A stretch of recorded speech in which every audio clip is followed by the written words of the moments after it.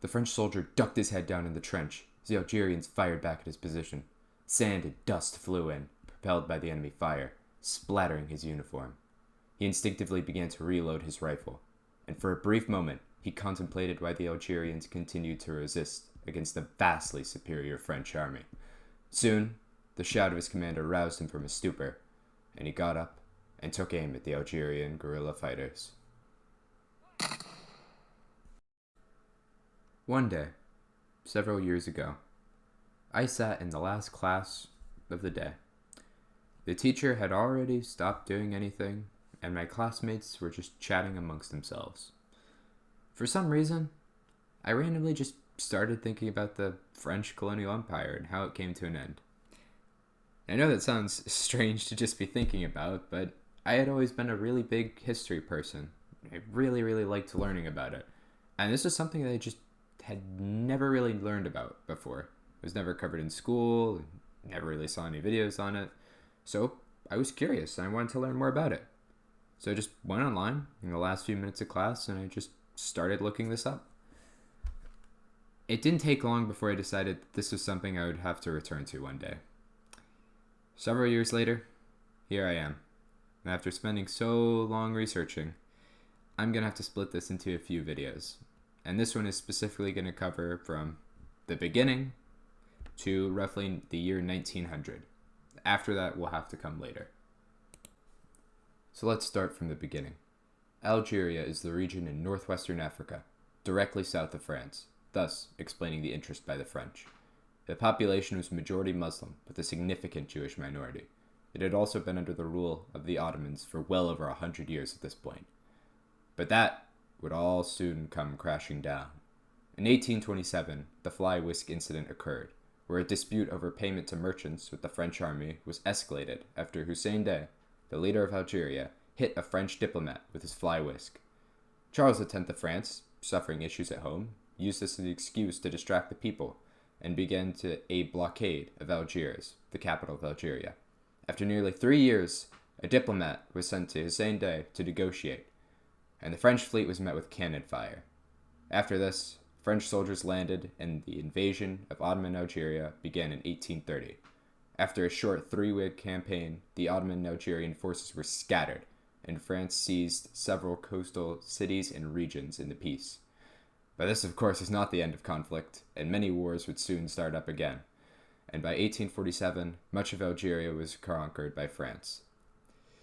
Slowly, the remaining parts, more inland, would become integrated and conquered as well. And by 1900, even the Saharan regions, isolated as they were integrated into French Algeria. That's not to say that the struggle ended there, or even that there wasn't a struggle before then as well. Resistance groups started soon after French rule began, and multiple jihads and guerrilla warfare campaigns would be waged against the French throughout the coming years. These would be mostly crushed by the French army, despite some finding initial success. And in order to stem these guerrilla warfare campaigns and conquer Algeria as a whole, what is ominously known as the pacification of Algeria began. Scorched earth tactics and brutality were used to fight the asymmetrical warfare employed by the guerrilla warriors. This is the point when I have to bring up genocide. It is clear that as a result of the French conquest, many Algerians perished. I will not say how many, or the percentages or numbers, as limitations in researching this topic kept coming up at this point, as I will get into. I can say that roughly 3 million Algerians lived in Algeria before French rule, and roughly several 100,000 perished throughout the coming decades. One of the most clear examples of the French army itself being responsible for a portion of these deaths can be exemplified in the siege of Lacout. Supposedly, the French used chemical weapons and massacred the women and children inside the city. The men and boys were taken and put into sacks and thrown into the trenches while still alive. Overall, 2/3 of the city were supposedly killed. The claims here are horrific. Yet, on the article in which I read this, there were no sources attached for much of these claims.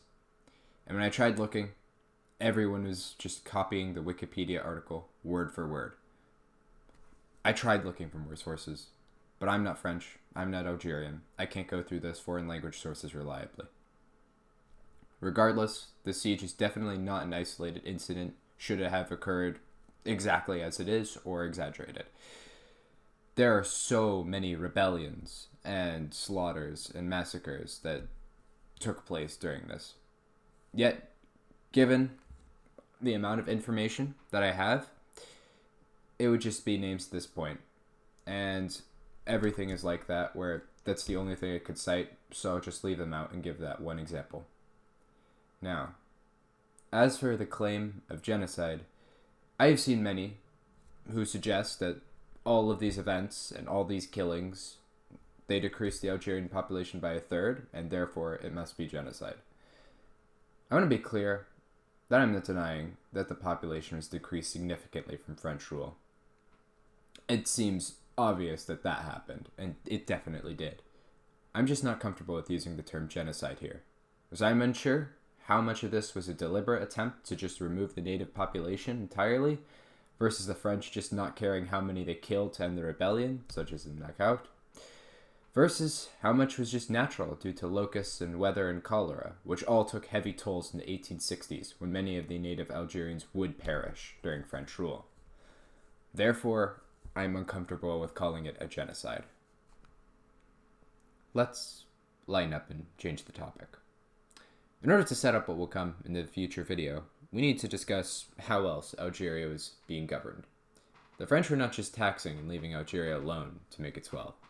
French companies, soon after the conquest began, actually started to subsidize land for immigrants, specifically European ones, and many poor French and Italian and Spanish men would migrate to Algeria. And Algeria would be home to well over 1 million European immigrants, mostly French. They would compose roughly 15% of their total population and lived mostly by the coast. They would begin to go by the name of the colons. This, of course, made the French far more interested and invested in the colony, as they now had many of their own citizens living there. These citizens were given far more rights and political representation than the native Muslim Algerian population, who would continue to resent French rule. Economically, the colons dominated there as well, and only a third of the agricultural wealth came from the native Algerians by 1900, while the Europeans produced the vast majority and made far more wealth from it, despite being a significantly smaller portion of the population. Slowly, efforts were made to start actually naturalizing the population and turning them French, with select Algerians who would renounce Islam and Arabic allowed to become well-educated and eventually French citizens. Imagine having the only chance to better your life, being to disown your culture, your language, and your religion, just to become the culture of those who invaded you. It is unsurprising why so many did not take up this offer. The native Jewish population was treated better than their Muslim counterparts, and they were given more rights and opportunities for citizenship. This will become important later. With all of these developments and investments, infrastructure developments, and all these new citizens and revenue, France would be holding on to Algeria for the foreseeable future. And when the native Algerian population would once again struggle for independence, the French would not let them go lightly. But that, and the story of Algeria and the decades leading up to that moment, will have to come at a later time. Sources for this video will be included in the description. As I already mentioned, I had many difficulties getting exact information I wanted, and I had to rely on Wikipedia without proper access to French or Algerian sources. So specific information that I really wanted access to, like the amount of revenue gained from Algeria, the specifics on those rebellions, the amount killed specifically as a result of French actions, and other such information is just too hard to come by. If some information I gave was wrong, or you are Algerian or French and you can give me sources and translate them in the comments, I would be happy to make an amendment video if I had to. But regardless, thank you for listening. I hope you learned something, and you stay tuned for the continuation of this story.